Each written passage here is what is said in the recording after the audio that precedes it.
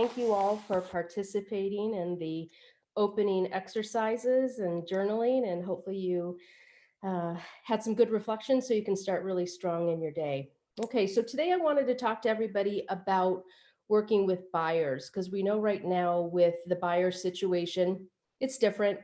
We can say it's hard. We can say, it's all those things, but we have to work with buyers, right?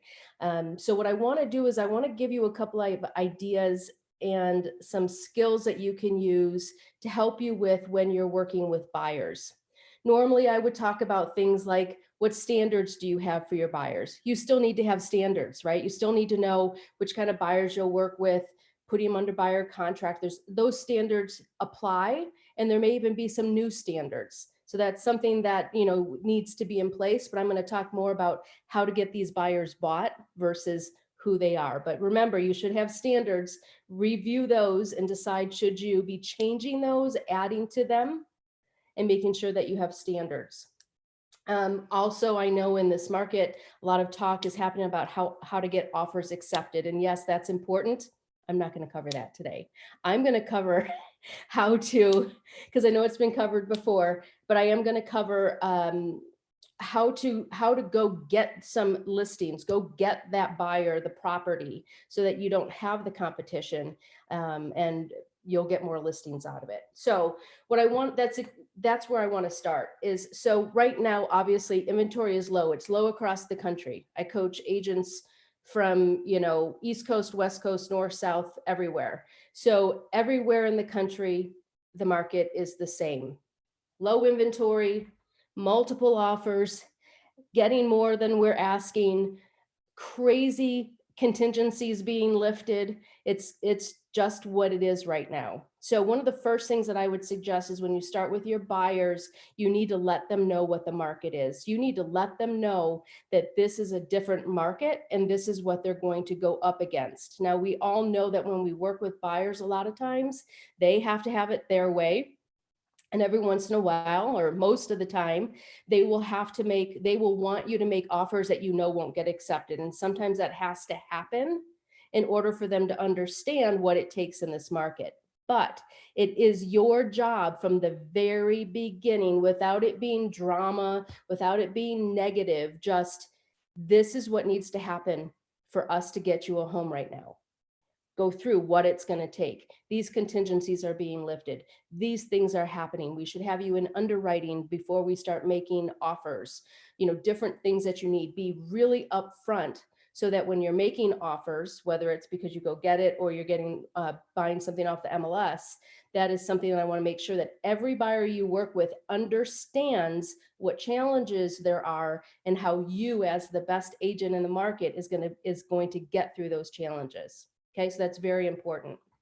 So let's get to the main topic of let's go get these listings, go get the house for them, right? Because right now inventory is low and we're competing. We're 20, 30 offers, and we're just one in the same. I mean, it's getting pretty tough out there. So what I would ask you to do is, yes, check the MLS, of course, but I also want you to go work for your buyers and go find them a listing.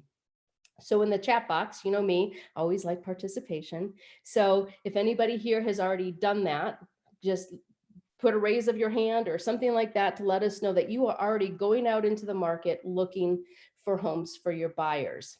So where I'd have you start first is expireds. And I know there's not a lot of expireds. I hear it every day. There's a coach, there's not a lot of expireds. I get it, but there's some. And not only the ones that are for right now, but how about the old expireds?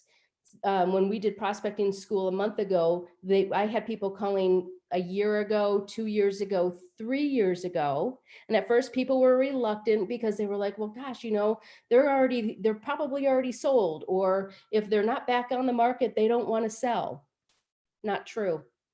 Could be, but a lot of times it's not true.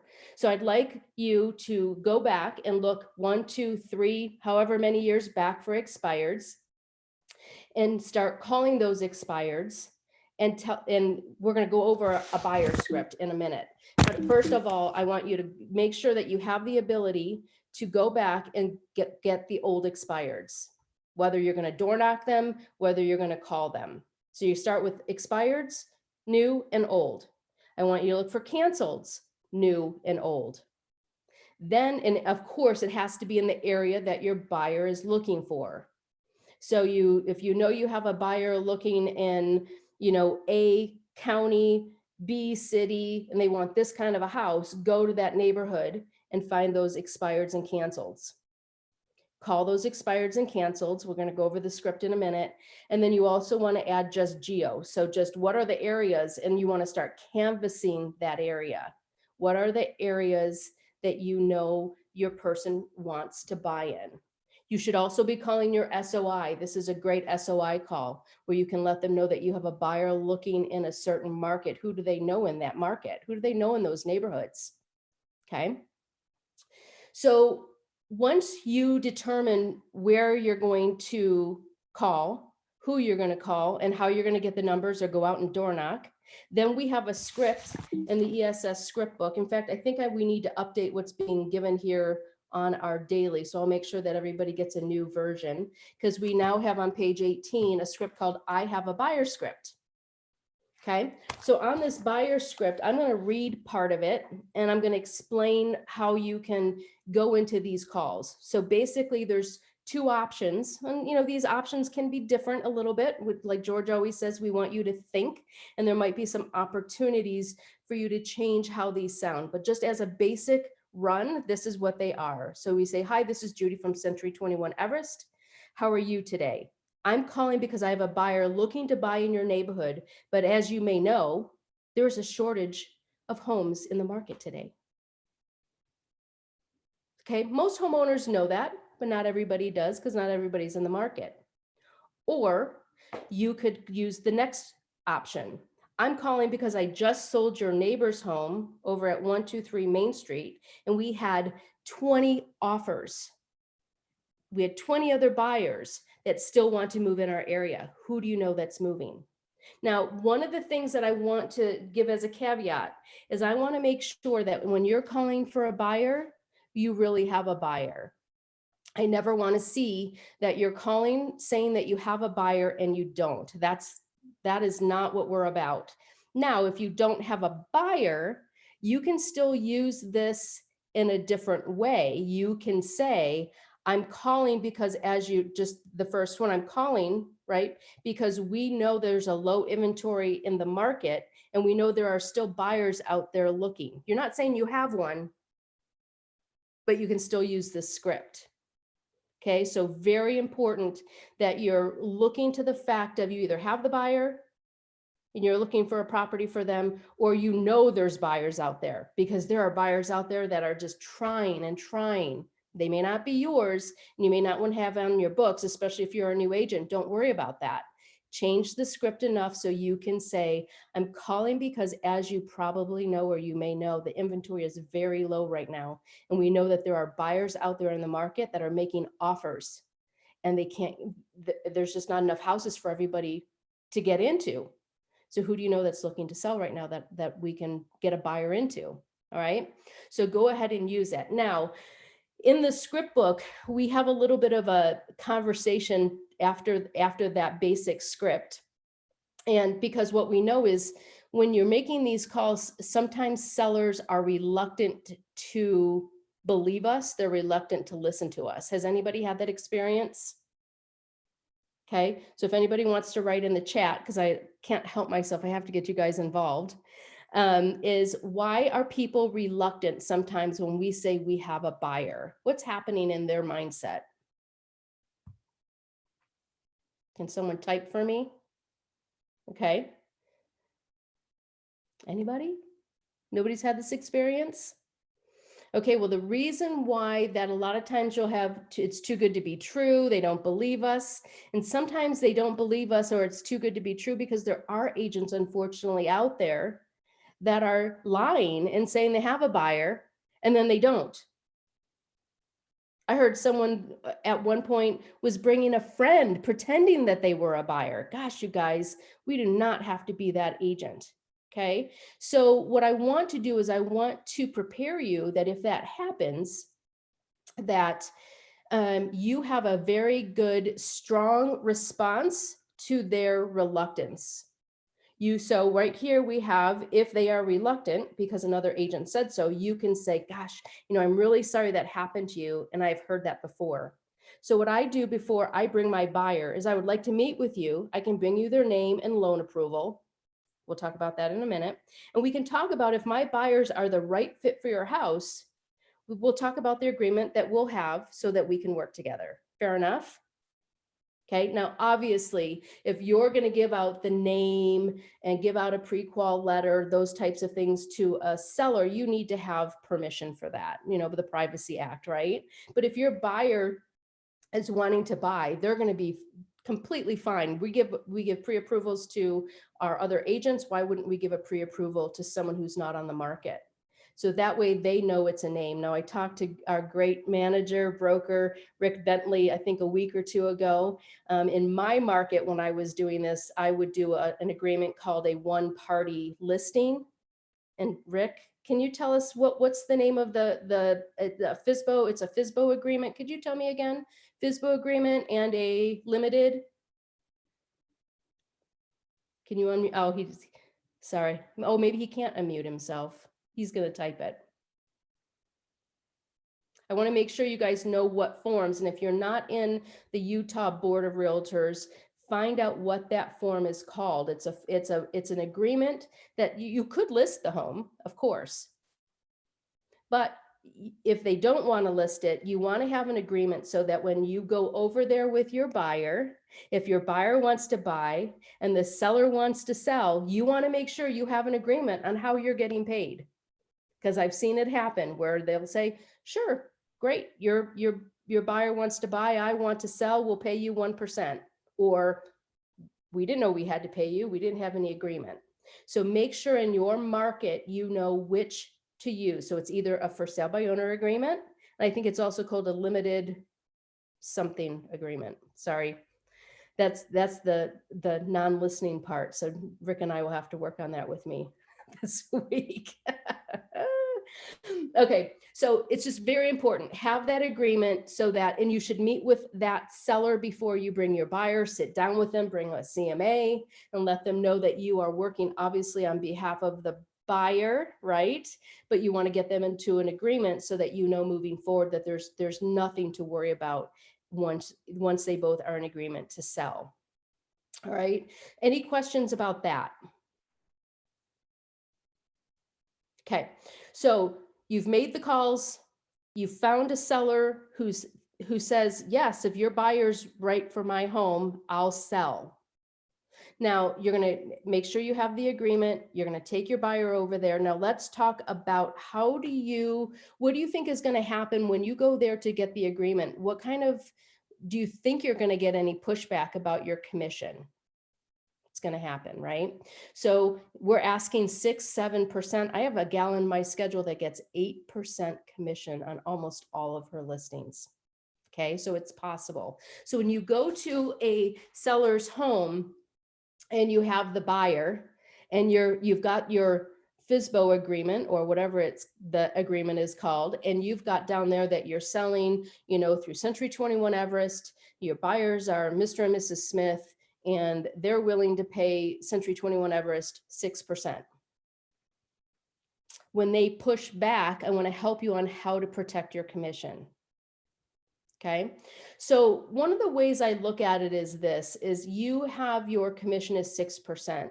And if you listed the home, let's just think about it this way. And I used to ask this to a seller. I would say, if they push back, I would say, I can understand it seems like I'm doing one job, right? So you think I should only get paid for one job. So let me ask you, if I had listed your home and we brought a buyer's agent in, why would you have been willing to pay that buyer's agent the 3%? And they would say, well, because they're doing the job of a buyer's agent. They have that file. And I'd say, right. And then you're going to pay me the 3% because I'm doing the listing, correct? They'll say, yes. You say, great. Well, let me explain.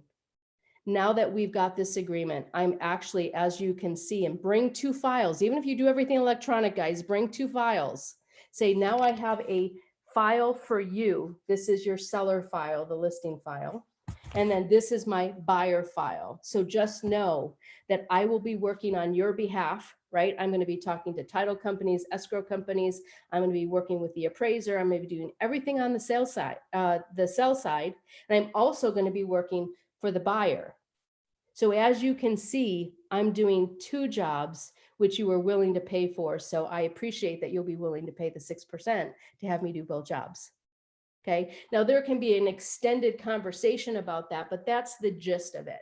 I want you to understand what's the worth of it for you, because you aren't just doing one job, you're doing both jobs, you're doing both files.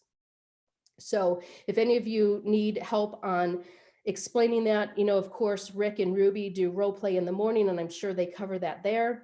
If anybody wants to call me, again, I had offered in one of my messages for you guys to call me, and I get calls, and I really appreciate it. And I'm more than happy to help you. So in this setting, I have to go a little bit quicker with it, but I really want you to make sure that before you go to do this, you understand that you've already done the work.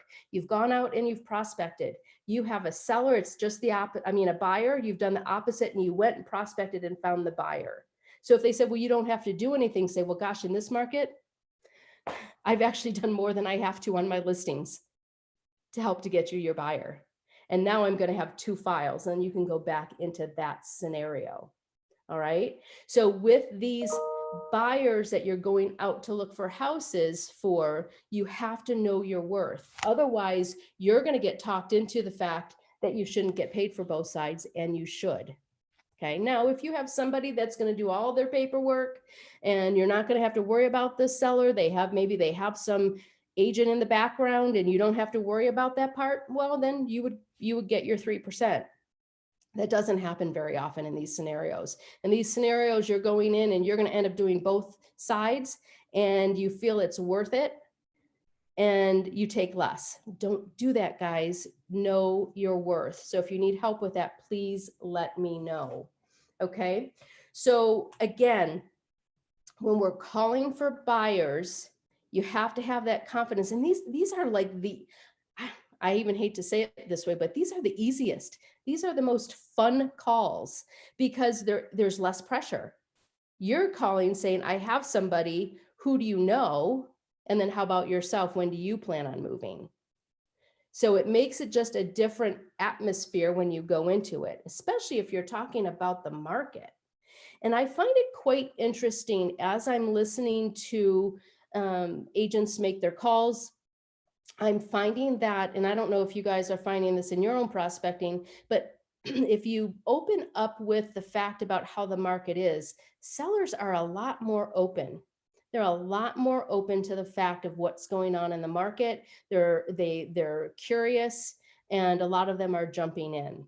Now, I want to go back to the fact when we're calling an old expired and they say to you, my home didn't sell.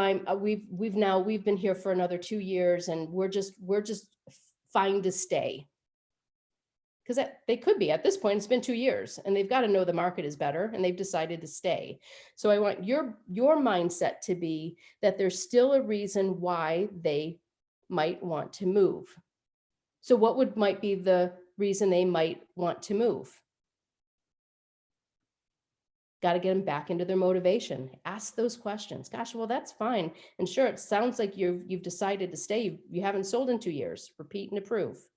Let me ask you though, when you were selling, were you looking to buy a bigger house or a smaller house? Find out what their motivation was. Then you can say to them, why do you think your home didn't sell when it was on the market 2 years ago? And they'll give you their answer. And you can say something like, you're right, it was a different market. And I think you might be surprised of where the market is today. So let's just do this. Let's go ahead and meet. Take us 15, 30 minutes. And if what I show you doesn't sound like it's any different than 2 years ago and you don't want to sell, no problem. What's better for you, afternoons or evenings? So you have to be okay. You have to, don't in your mind think, well, they've been there for 2 years. Why wouldn't they be? If they should know the market. They should know the market, but remember, they haven't gotten into contact with a great agent like yourself who is going to ask them enough questions to get them back to their motivation. And if that motivation is still burning in their belly, You're the one by asking the questions. What are you looking for? What kind of, were you looking for a bigger house or a smaller house? Oh, a bigger house. What did you want in that bigger house? Oh, you wanted an extra bedroom. What would you do with that extra bedroom? Then you can do a summary close. Look, if we can not only get you that extra bedroom so that your kids don't have to keep waking each other up during the night because they're going to tell you the story, and you could make more money, and I can find you the replacement home, because someone just said, what about the replacement home? And I can find you a replacement home just like I'm finding this buyer your home. Wouldn't it be worth 30 minutes to see a plan that would work for you? What would be better, afternoons or evenings? Okay, so you have to have the confidence that your questions, if they're motivated, will get them re-excited. You're the person of hope. You're the person that has a responsibility to move people when they want to be moved. You have this ability, you have the skills, you have the resources. Please make sure you guys are looking at these script books. We are giving this to you to make sure that you have all the resources that you need to go out and have these conversations. So don't go out there half-heartedly. Don't go out there thinking, well, this is a long shot, because that's what it'll be. I want you to go out there and know that there's going to be either an expired, a canceled, someone who's just in the neighborhood, that at this given moment, that if they're asked the right questions by you, the best agent in the market, that they are going to say, nobody's ever said that to me. You know what? I believe you. I think you can get this done for us. And then go move forward and make it happen.